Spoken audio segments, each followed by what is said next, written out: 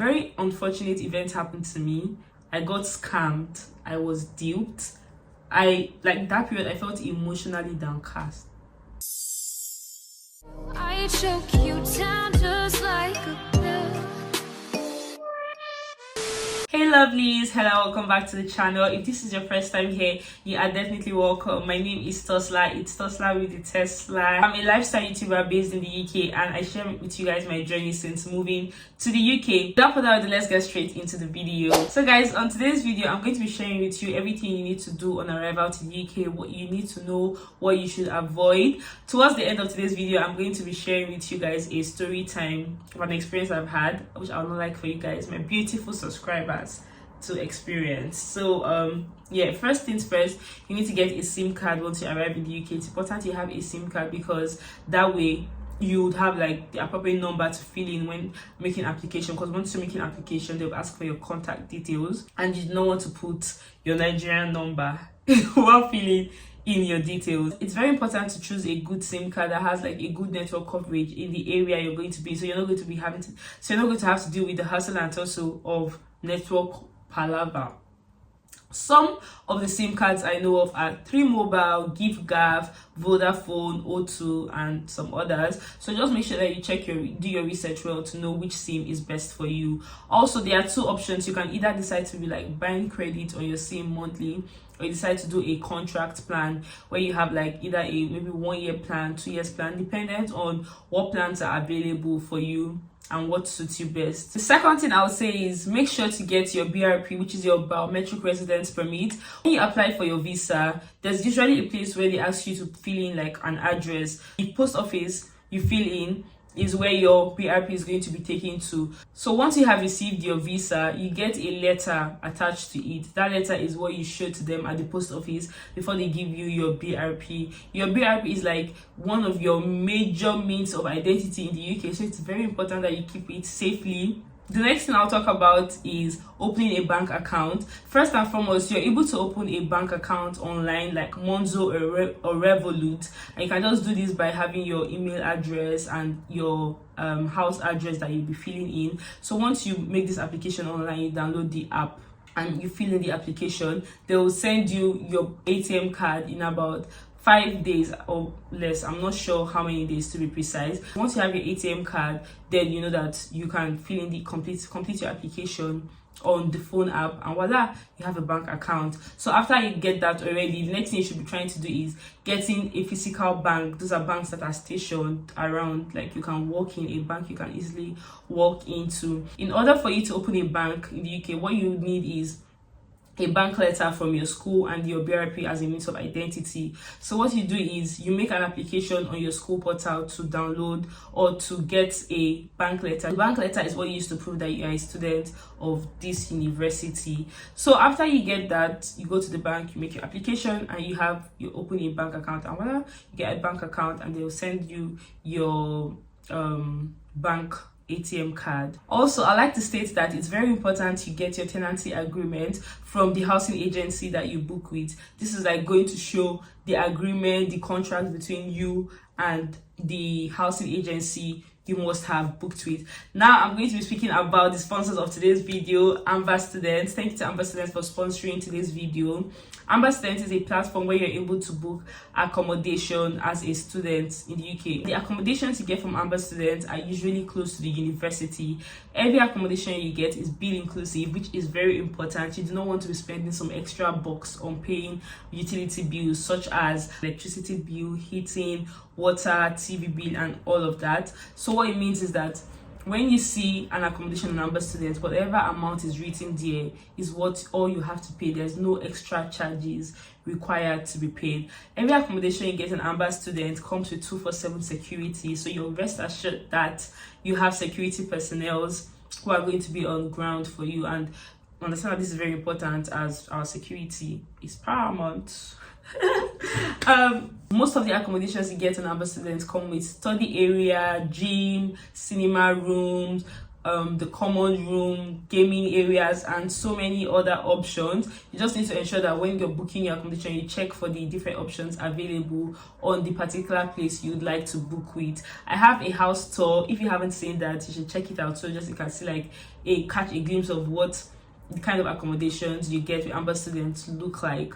Also, Amber students provide services such as transportation services, where they are able to pick you up from the airport to the location you are going to. They also provide services like where they give you agents that you can use as guarantor, because some accommodations might require you to need a guarantor dependent on what the requirements are for the accommodation. And if you need a guarantor, you're able to apply for a guarantor via Amber Students as well. In order to book an accommodation with Amber Students, what you need to do is click on the link in the description box, or click on the link which I have pinned in the comment section already. So once you click on the link, you fill in the personal assistance form to get personal assistance from an agent. You have an agent who will be allocated to you. Also, with Amber Student, they have a free cancellation policy, the no visa no pay policy, understanding that we are students applying from different parts of the world. So in a situation where, God forbid, you do not get your visa, I know all my beautiful subscribers are going to get their visa, you're able to contact them to cancel the application you have already started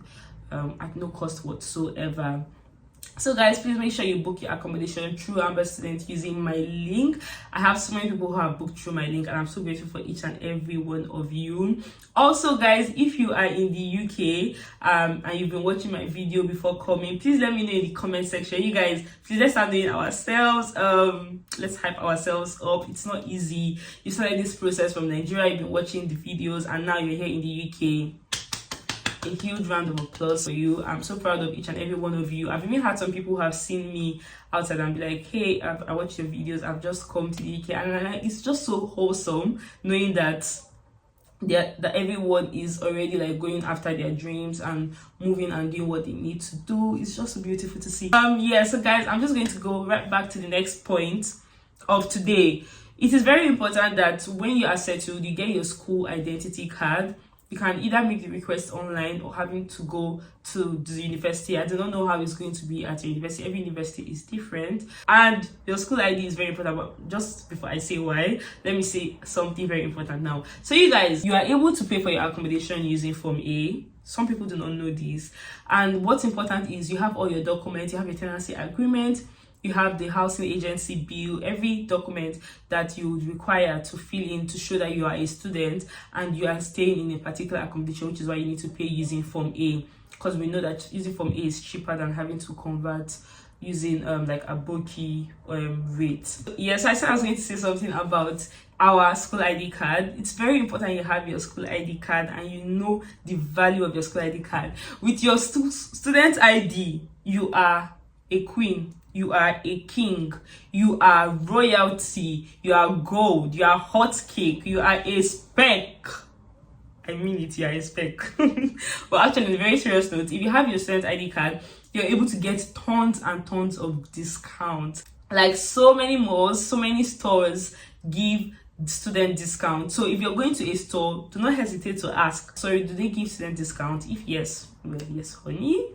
What you need to do is download the Unidays app and download Student Beans app. Different stores ask for different ones. So what you do is once you download these apps, you register using your school email address. Then you get a Unidays ID or a Student Beans ID. So with this identity, you're able to get, it proves that yes, you're a student, and you're able to get discounts even in gadget stores, on Apple website.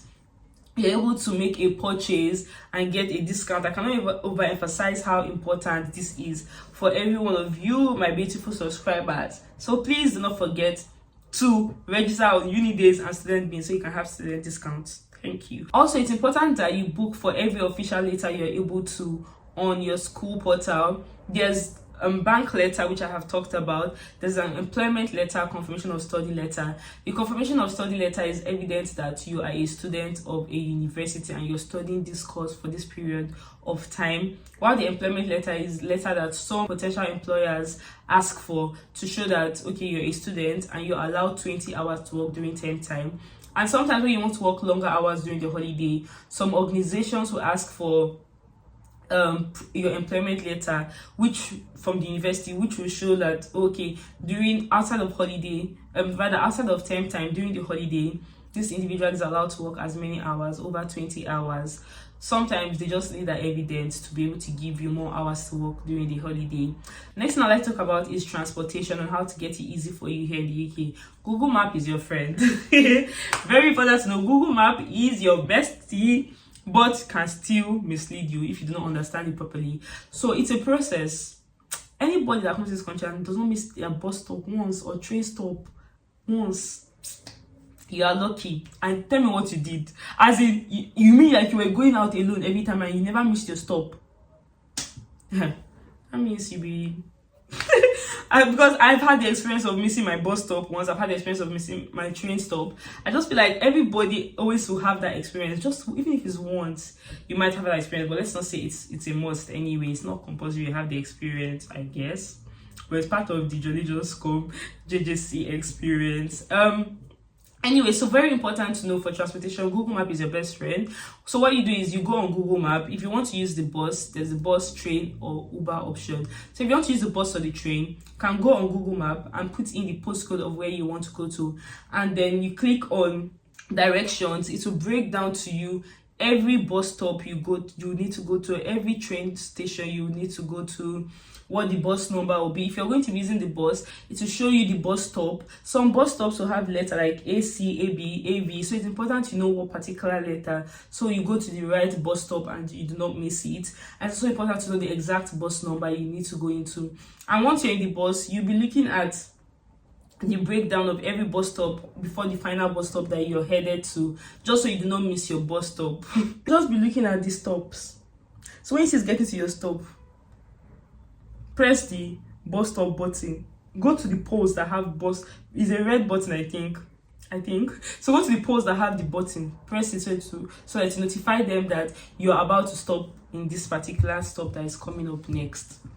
Then for using train, it's important that you download Trainline app on your phone. So Trainline app breaks down everything you need to know, the prices, different price options for the train you might need to catch. So on Trainline, it shows different times and different prices. So you might be going 2 o'clock and it will be cheaper, while someone going 5 o'clock will be more expensive. So it's really dependent on the time you're going and you being able to gauge what works best for you. It's so important you get a rail card. With the rail card, you're able to get discounts on, I think it's about 1/3 of the amount. I'm not too sure. I've not gotten a rail card. I actually want to get one soon. Just because I did not go on the train so much, that's why I didn't get a rail card. But I'll get a rail card soon anyway. The next thing I'd like to talk about is application for NIN, which is a national insurance number. Yeah. So in order for you to apply for your NIN, you use the link in the description box, or you can just search it online. The gov.uk link, I think it is, on applying for NIN, and it comes like weeks after, as opposed to the BRP that you just get immediately you've come into the UK. Ensure that you apply with a GP, general practitioner. So in every area there are different GPs, so you just do your research and ensure that you get a GP that is close to where you live, and you make an application online, or you go to the GP directly to make your application. They might give you a form to fill. Another bonus point I'd like to add is, in order for you to be able to build your credit score here in the UK, it's important that you do not default any payment. Once you have set up a direct debit, ensure that money is always in your account for the money to be taken out when it's time. A very common thing is when you need to get your house, you might need to get a mortgage, and in order for you to do this, your credit score has to be up to par. If you have defaulted, you're just going to be doing yourself a disservice, because your credit score is going to drop, and that doesn't look good for you in any way. So it's important that if you're paying phone bills, utility bills, whatever it is, any direct debit that has been set up on your phone, please ensure that the money is always there and you do not default payment, so your credit score builds and you get a strong credit score and you're able to get things done the way it's meant to be. So guys, I said I had a story time I was going to share with you guys towards the end of this video. So a very unfortunate event happened to me. I got scammed. I was duped. That period I felt emotionally downcast. I could not believe that was happening to me. That's why I'm telling you guys now, my beautiful subscribers, so you do not have to experience that kind of thing or make such a mistake. So what it is that here in UK, a lot of people buy things on Facebook Marketplace. People go sell things on Facebook Marketplace. Like if you want to sell like your couch, you can go and sell it on Facebook Marketplace. Someone wants to buy, can go and buy it, and you guys have a discussion between yourselves. I just feel like it's not so well regulated, which is why some scammers are still able to penetrate the market and come and sell there. So what happened was I tried making a purchase on Facebook Marketplace, and so let me just even explain what it was. So I wanted to get a smartwatch. I wanted to get an Apple Watch on Facebook Marketplace. So I saw one, and the way the seller described it, he said that he got it as a gift, but he didn't need it, and it was new, so he wanted to sell it. So I said, and I was like, oh, this is a good deal. Let me get it. And I contacted him. We got chatting. So he said I was going to pay cash, and he would deliver it to me himself. So he came. I checked the serial number. I went online. Everything was up to it. Everything was well on Apple website. So I'm like, okay, then this is a good Apple Watch. When I saw the part, everything was inside, and I gave him cash, and he went. I came up to unbox my Apple. Sorry, I don't know why it disconnected. I came up to unbox my Apple Watch, and when unboxing, I realized that I was sold a dupe. I realized that I was sold a dupe watch. It wasn't an original Apple Watch, and I was wondering, but I checked the serial number, so maybe like these people had already like done like a very good work at getting a fake one sold to me. So I think the mistake I made was, one, I should have done a bank transfer. That way I have the name of the individual, and I'll be able to like contact my bank and say, oh, so look, I just like got into a wrong purchase, and I'd like to address it, blah blah blah. And also like taking a picture of his plate number, but everything just seemed too good, just a whole like facade or facade or what. So I made the mistake of not doing that and losing the money. Yeah. So if you ask me, I would say Facebook Marketplace is legit. People actually, there are legit people who sell things there, but there are also scammers who have been able to penetrate the market. So it's very important that you do your due diligence, ask questions, get payment done online, bank transfer, not via, using cash. I do not even know. I don't know what else you can use to vet them. That's my story, and I don't wish for any of you guys to have such experience. I hope you do not even have to have such experience. So guys, thank you so much for watching today's video. I really hope you have enjoyed today's video. You've gotten at least one useful information. If you have, please let me know in the comment section. Let me know what you think about what I have shared. If you have any new information, if you have something I can do to be able to prevent getting scammed next time, please let me know in the comment section. Thank you for watching today's video. If you enjoyed it, please make sure you like, you subscribe, and you comment. I'll see you guys in the next one. It's bye for now.